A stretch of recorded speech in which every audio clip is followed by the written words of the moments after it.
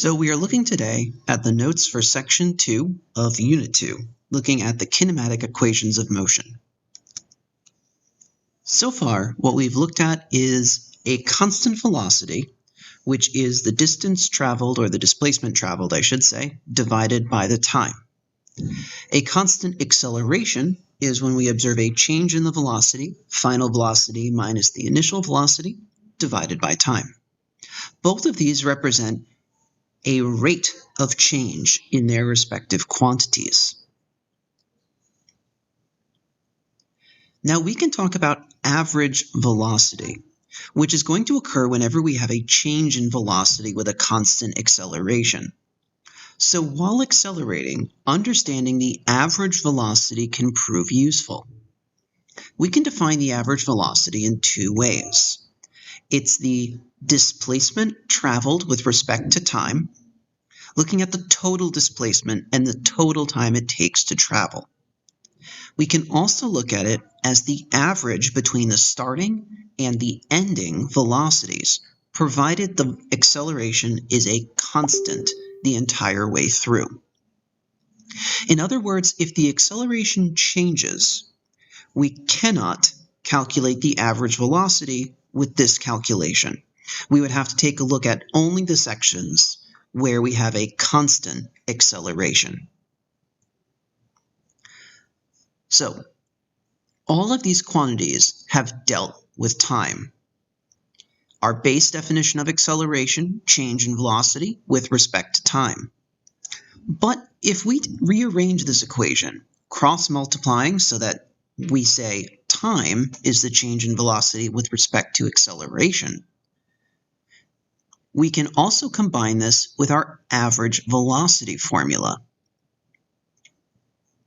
Take our constant velocity formula as well, and substitute time and average velocity into this formula. So for distance equals, or rather I should say, displacement equals velocity, Vf plus Vi over 2, times time, Vf minus Vi over A, we get the following combination of terms. Multiplying across, Vf squared plus Vf times Vi minus Vf times Vi plus Vi squared over 2A. Notice that Vf and Vi will cancel, leaving us with displacement equals Vf squared plus Vi squared over 2A. This is sort of an oddly phrased equation. We generally try to avoid fractions whenever we can, so rearranging it for final velocity, we get the equation Vf squared is equal to Vi squared plus twice the acceleration times the displacement.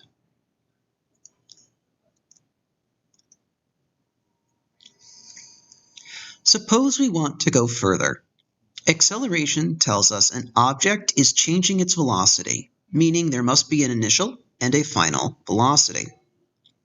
It takes time for this change to occur, but since the object is moving, it must also cover a displacement while this change in velocity is occurring.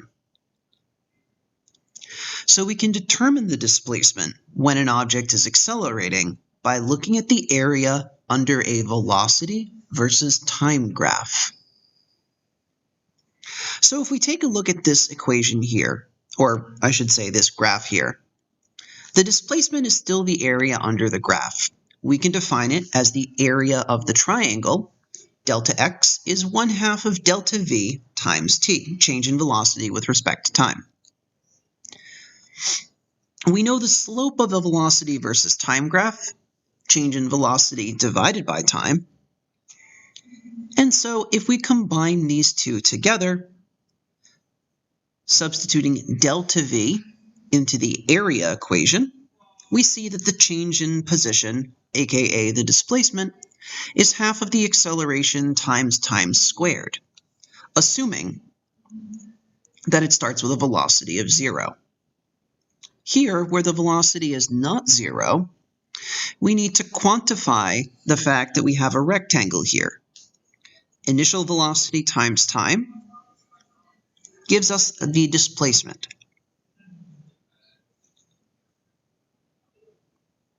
Combining the two together, we get that delta x, the displacement, is half of the acceleration times time squared, plus the initial velocity times time.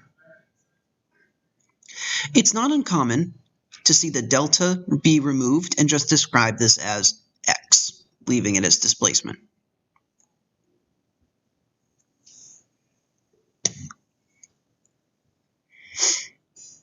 Here we see our three equations of motion. Final velocity is equal to initial velocity plus acceleration times time. Change in position is initial velocity times time plus 1/2 at squared. And final velocity squared is equal to initial velocity squared plus twice the acceleration times the displacement.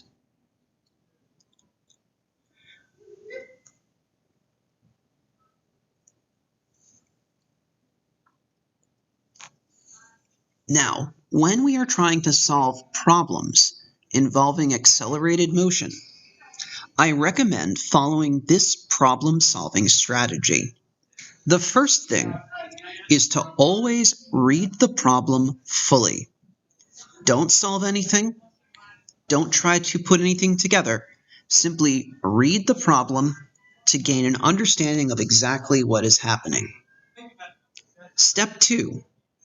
Draw a diagram. Choose your coordinate system. Label the initial and the final points. Indicate the directions of velocities and the accelerations with arrows. This is important because it shows where things are and where they're going, giving us a good sense of what exactly is happening in this problem. Number 3, list all given quantities and the unknowns. What is it that we need to get in order to say this problem is solved? And then convert units as needed. Following this, you want to select which equation or equations you can use. Any of the kinematic problems that we're looking at can be solved with the 3 equations that we've seen. Often the first 2 will suffice for everything that we need, but the third is often more convenient. How to figure out what equation you need? Look at the quantities and look at your drawing. Compare what's been given to what you need. And then via process of elimination, figure out which equation has everything but the one missing quantity. And then solve for unknowns. Now, you may need to involve 2 equations at once, and then use substitution. It all depends on what the problem is asking. Generally, if there is only one object moving, only one equation is needed. If we have a 2-body problem, then we will likely have to use substitution because there are likely 2 unknowns. Finally, check your answers. Use common sense and estimates. Always check your units. Don't tack the units on at the end. Go through and double check that the units cancel out to the quantity that you're looking for. If they don't, you know right away that the math is wrong. It won't give you the answer that you're looking for. And use common sense. If the object is moving positively and encounters a positive acceleration, the final velocity and the displacement shouldn't come out as negative. Likewise, time can never be negative. Time does not have a direction, so it will always come out as a positive quantity. And for the examples, I would like you to try these on your own. The first example states, a race car starts from rest, accelerating at a constant rate of 5 meters per second squared. What is the velocity of the car after it's traveled 1 times 10 to the second, or 100 meters? And how much time has elapsed? Question 2. Suppose the driver in the above example now slams on the brakes, stopping the car in 4 seconds. Find the acceleration and the distance the car travels while braking, assuming that the acceleration is constant. This is going to be a constant assumption. Anytime we're dealing with accelerations, it is going to be a constant acceleration Unless it's explicitly stated, the acceleration changes to another value. Now, problem 3 is going to be a challenge. A car traveling at a constant speed of 24 meters per second passes a trooper hidden behind a billboard. 1 second after the speeding car passes the billboard, the trooper sets off in chase with a constant acceleration of 3 meters per second squared. We can assume that the trooper starts at rest because he was waiting in the speed trap behind the billboard. How long does it take for this trooper to overtake the speeding car? How fast was he going at that time? And then sketch the graphs of motion for each.